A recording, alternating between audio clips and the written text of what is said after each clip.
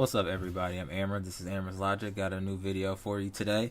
Got a recap of last night's URL Caffeine event, Smack Volume 6, and it was a pretty good card. I was entertained by most of the battles. I thought it was a good card. I thought that some of the battles when I first saw them, I'm like, but they turned out being pretty good.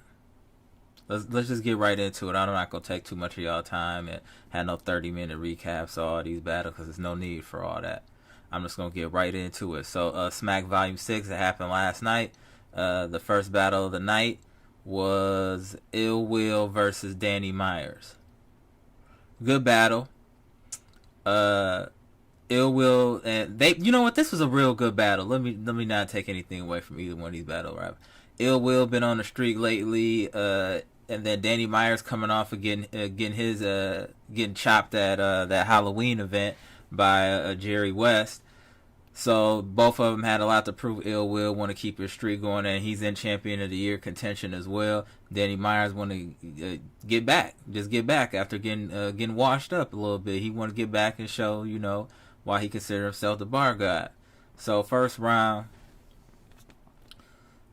Danny came out doing what Danny does. It's just Danny got bars. Danny is creative with the bars. It's just his cadence and his performance it's hard for me to get past it. But nonetheless, he had a very strong first round. But then Ill Will was wigging on this dude in that first. Ill Will's back to that old Ill Will, like when he first came into the URL, where people like, damn, he nice. Didn't nobody really want to battle him? Like, his whole armor just got destroyed when he battled Tay-Rock. But before that, people weren't trying to get in the ring with Ill Will like that. He was getting people out of here. And he's back in that bag, in my opinion, in this battle. So I had Ill Will win the first round. I felt he had more personals. I felt he had better punches, but it wasn't by much because I think that Danny Myers also had a strong first round as well. So some people might say Danny won that round. I can't do that. I'm going to say Ill Will edged it, and I think it's fairly clear that he edged it. Second round, let's keep it short and sweet. Ill Will was fumbling and mumbling around. Danny Myers had a clean second. Ill Will's material was good, but he was having a lot of problems getting through it, so that's an automatic loss around. You start stumbling, the fumbling round is gone to me. That's just my person. So Ill Will lost a second. Third round, a lot of personals, a lot of angles, and I felt Ill Will won the third clear with his approach of Danny Myers' life, the intersecting universes and all that. That was all fire. I feel like Ill Will won this battle 2-1 clear. No debating. In my opinion. 2-1 clear. Ill Will in that first in that battle. Then I hope I'm saying these the right order. If I'm not, I apologize. And then we had Chilla Jones versus BDot. This was a really good battle. Really good battle. Let me say this though. Did it live up to expectations? Kind of. Kind of. Reason I say kind of is if you watch the battle, you know that BDot was kind of stumbling and fumbling in second and third, so it threw off the battle. Chilla Jones was clean all 3 rounds. Chilla Jones got smoked in that first round, but then due to the fumbling and stumbling by BDot, not by default, because he's Chilla, he's a legend. You know what I'm saying? So he had bars and had everything. So I give him them last 2 rounds just due to the fumbling and stumbling from BDot. But there's always a but. BDot's material was cold. BDot's material was cold. It's just I can't give you a pass for not being able to get through your material in a clean fashion. I just can't do that. I'm not doing that. I know some people do all that. I'm not doing all that. So I got Chilla Jones 2-1 clear versus BDot. But still a good battle, but the value was brought down by BDot not being able to perform up to expectations by not getting through his material in a clean fashion. Next, we got Arsonal versus Jerry West. Jerry West, kind of a newer guy, up and comer. He's getting a shot at one of the top tier. I just don't want to get in that guy tier and all that. So one of the legends in battle rap, one of the most respected, most viewed, who is Arsonal. Jerry Wess had a shot because Jerry Wess been cooking. He been cooking this year. I don't know if what he did to get his bars like this, but he has revamped himself into a very viable battle rapper. Him and Holmesy, the guy this year, I know I'm going off topic, it really impressed me of how they've reinvented themselves from how they used to rap to the new style that they're going with. Impressive. So Jerry West versus Arsonal. Jerry West wasn't ready for this. And I think it's different when you get on the stage with them real legends like that. Like you in front of Mook, you in front of Lux. You know what I'm saying? It's different. You in front of Charlie Clips. It's different. And I feel like Jerry West got Gentleman 30'd, but he had really good material, really good everything. It's just there's just a level that he's not at yet, and he didn't know that until he saw this. Till he saw Arsonal and how he performed and what he does in the small room. I think that this was a loss that Jerry West needed to be able to get him to that next level. Because Jerry West is there. He just needs to iron out a few things. I think if he assesses this battle correctly and really looks at the science and what Arsonal was doing and how he's breaking him down and his approach, and he injects some of that into his style, Jerry West would be hard to beat. Jerry West in the future, I could see him being like one of like the top dogs.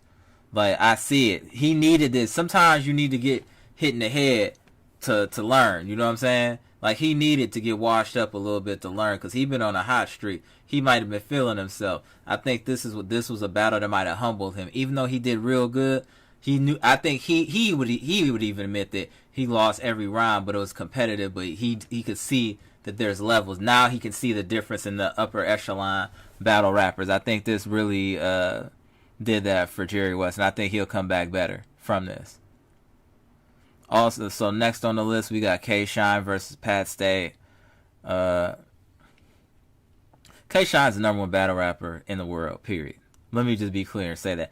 K-Shine is the number one battle rapper in the world, period. I'm not going to argue with you, period. Pat Stay came out looking weird. The battle was weird. How they were performing, all that. It was just kind of weird. K-Shine cooked Pat Stay 3-0. K-Shine is making a push in his career to be on Mount Rushmore. It's real like that. I said it like that. K-Shine is making a real push to go on that Mount Rushmore talk.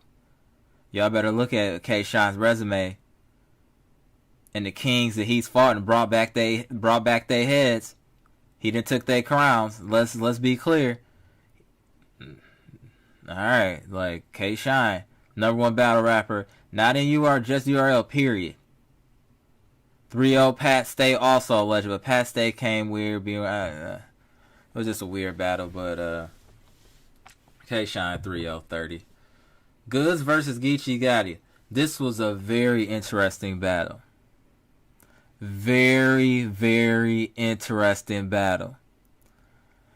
This is a battle that's literally preference every round. It's like, do you want to hear about that hustling shit, getting to this money, or do you want to hear about that gutter shit?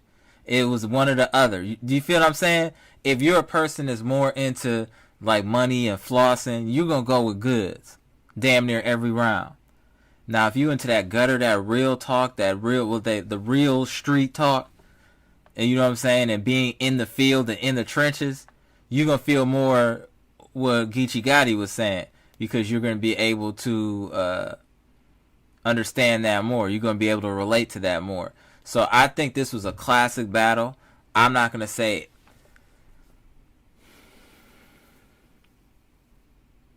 I think Geechi clearly got the first.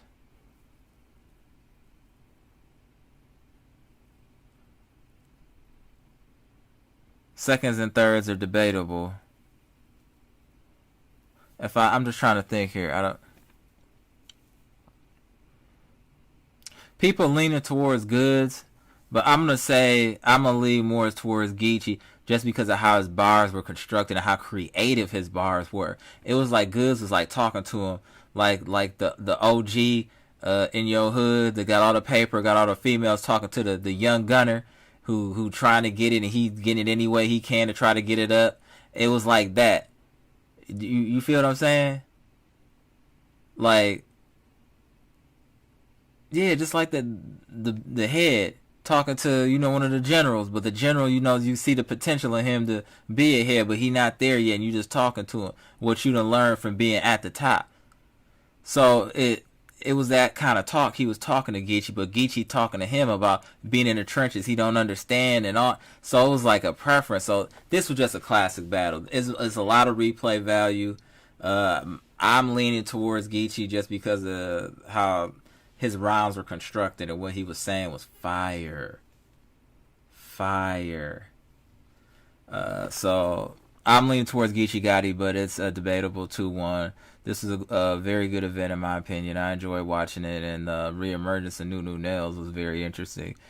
She hopped in that battle with BDot, which was funny, and yeah, I thought it was a good card. I actually do like, also on the side now, I do kind of like Sue Surf as an analyst. He does give good give good information and also perspective. So I enjoyed it. I can't wait for the next event coming up. This is just my recap, my thoughts, what I think happened in Smack Volume 6. Oh yeah, I got a Traxxas X-Max random, so I'm gonna be doing some videos with that in a bit. So that's just random off topic, but before I hop off, just so y'all know that. And this is Amra's Logic, recap of Smack Volume 6. Subscribe, comment. Come on, go on.